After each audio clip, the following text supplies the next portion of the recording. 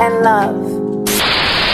Hey guys, it's Bree. And Nell. And today our video is on the pros and cons of renting and buying. Nell's gonna do the pros and cons of renting. And I'm gonna do the pros and cons of buying. Alright, so number one pro would be you're not responsible for damages. Well, I'm not gonna say damages. You're not responsible for repairs. Like if something goes up, your refrigerator, oven, whatever, you're not responsible for that. They are. That's a pro. Two, you don't have to worry about like the home losing value if somebody's like cares about that. Because it's not yours. So I care. So I care. Short-term commitment, like it's not life binding just to rent. You're free to, move after your lease is up. You're free to go wherever. It's easy to relocate because you're renting. That's for people that's scared of commitment. You don't gotta commit. Yeah, to nothing. Just for a year or a month to month, whatever. But month to month basis, month, year to year.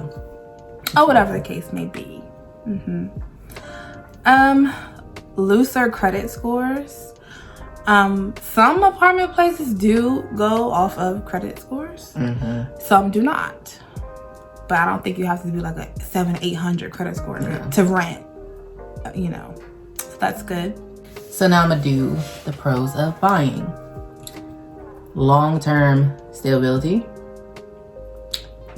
That house is yours. So you can do whatever you want with the house. You want to build a deck? I mean, you might gotta get approved by the city first. Yeah. But zoning, everything goes zoning. But it's yours. You can do what you want. If you want to paint the walls every week, you can do that. I don't recommend it. If you want to just do anything to the house, you can do that because why? It is yours. No one can tell you what to do with your stuff. Okay. This one is like a big one. Privacy. Privacy. Privacy. When I rented my apartment back in the day, I had no privacy. I swear those walls were thick. You could hear them walking around upstairs. It was just too much. It's too much. You really don't have no privacy. If you arguing, everybody gonna hear it. That's for sure. So don't be out there arguing in your apartments and stuff. I'm pretty sure your next door neighbor know all your business. Know everything. So yeah, privacy, because that's a big thing. And I kind of thought about it like buying a house when I get old. When I can pass it down to my kids. They don't have to worry about buying their own house. It's theirs. Right. You know what I'm saying? Yeah, that's kind of big for me because I'm like, all right, it's gonna be paid off. You're gonna be living comfortably. No more. Who don't want to live comfortably? Especially if it's paid off. Yeah, you paid off. You're gonna be living good. That's your house. No one can tell you what to do, where to. It's yours. It's yours for life. You can also get like a tax break. Get a little tax break from it, and also it can improve your credit if you pay the payments on time. Please. Yes, be on time. Payment. It can improve your credit. It will do wonders. Now, if you don't pay, it's going to drag it down. But yeah, those are my pros.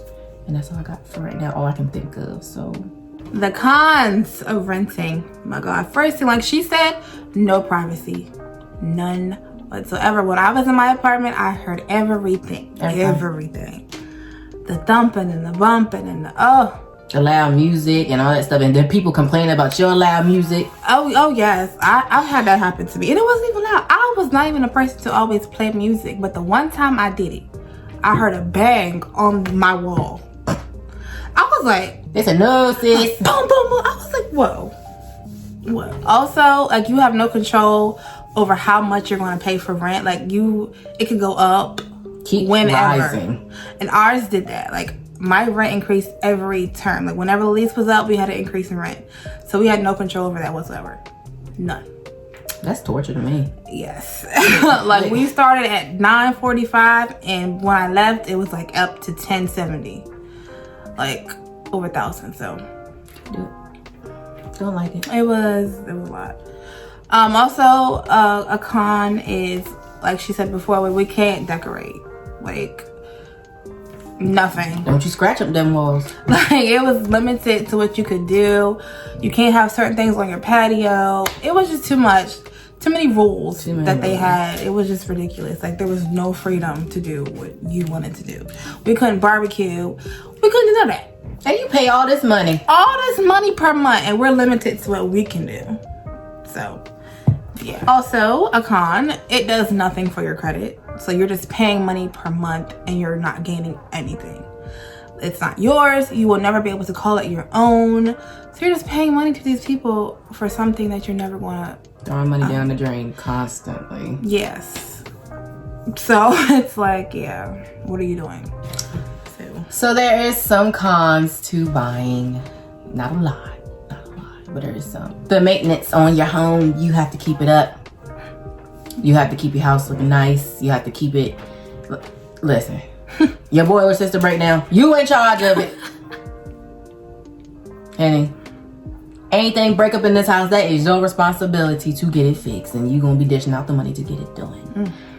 I just think that's just, you know, my refrigerator grew up. I gotta go get a new refrigerator. Like, yeah, it's just, that's, potential financial loss. Yeah, that's kind of it's a doozy right there. Like if you want to sell your house, you still might have to end up paying. Yep. That's crazy. It's like, whoop. Hey, you win some, you lose some. You in a bind, you in a lock. And I would say also like upfront costs. You know, if you don't got it, you gotta go get it. So, you know. But that's all I got. I think it's best to buy a house, but obviously if you can't do that right now, don't beat yourself up. It's not.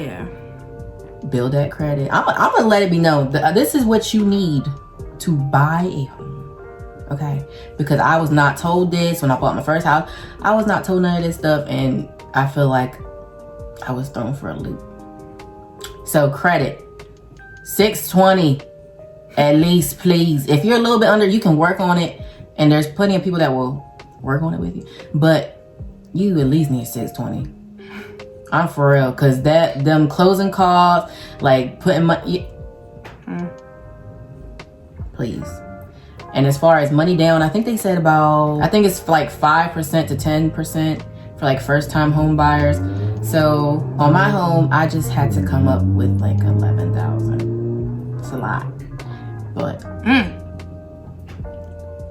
but yeah, make sure you save up some money, a good chunk of change.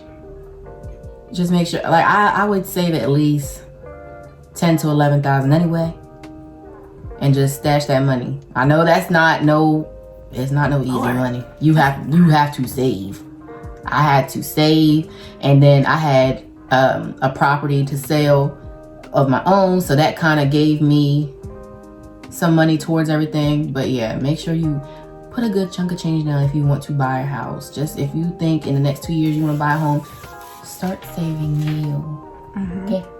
So along with the credit thing, if you don't have any credit, I would suggest starting with a little credit card. I had to start off with a credit card, and it slowly built my credit up throughout the month. Only use, like, I think they said 30 to 10% of the credit card. Do not, and I repeat, do not max out your credit cards. That is not going to do anything for your credit but drop it. And especially if you're making small payments on it. You can't just make the minimum ones. You gotta pay that. You gotta pay it. So just get some gas. A week later, 2 weeks later, put the money back, and that's it. Don't make no big purchases. I learned the hard way when I first got a credit card. I was like, woo, swipe. So yeah.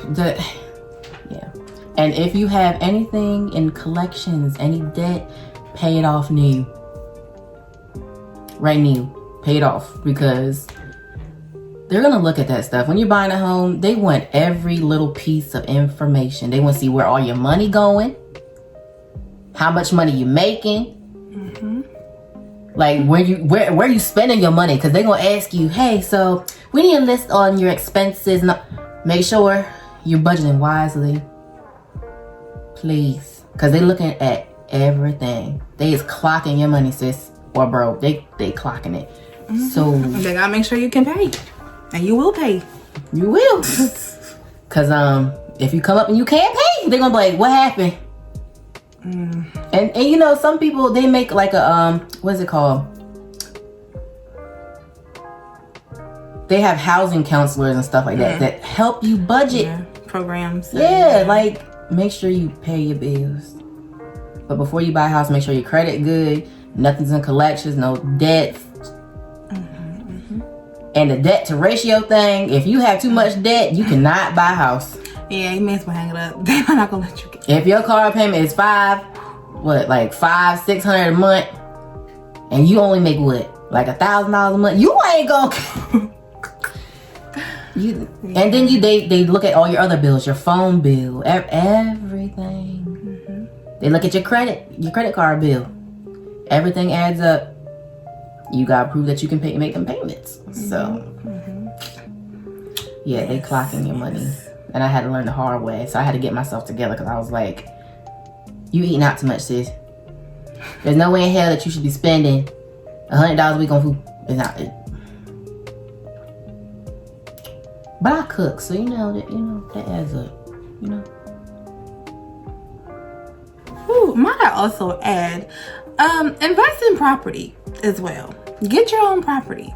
Because even with buying a home, if you're on somebody else's land, you're going to have extra fees attached to that as well. Like cleanup costs, whatever else they throw at you, water, sewer bills, stuff that is not included in your mortgage. So invest in property. Build something on your own land. That might be a better route as well. True, very true. I don't think a big down payment on a house is, it is needed. I'm not gonna say it's not. I think it helps. And it helps when you like building equity and stuff like that. Like pay as much as you can. If you're making the minimum payments on your house, just pay a little extra sometimes, If you get taxes or something, put an extra couple thousand on there. Yeah, that I'm for real. It would definitely help. I do it every time. I pay all my bills with my tax money. That's easy. Like if you can put extra money down on your home every month, do it, because There'll be less stress on you too. That you got some mortgage paid off, Get it done quicker. So you can relax. And if you're having problems like with paying, like if you run into a hardship or something, you can always refinance if that's an option. I know, but I mean, some people, need that to, because things happen. Like you might lose your job, or you might make less hours and you can't keep up with the payments, so you might have to refinance. Some companies work with you though. Yes, they'll work. Don't believe it all, but some. But if you gotta refinance, don't feel bad. It's not the end of the world. But if that really helps you out, I mean, your pay will be lesser. You know what I'm saying? And I think buying a house is very wise, because I'm not throwing money down the drain. It's actually going somewhere, and I can sell this home for more than what I bought it for. If I add improvements or whatever the case may be, I can sell it for way more and make hella money. Flipping homes. People do that. But make sure if you flipping homes, make sure you do it right. Yes. Don't be jipping people. Now, if you know stuff don't work and it's not, don't do that to people. Please don't. Yeah, don't do that. Do not. It's not nice. But I think that's it. That's what we know. But thank you guys for liking, watching, sharing, and subscribing. We love you. God loves you always.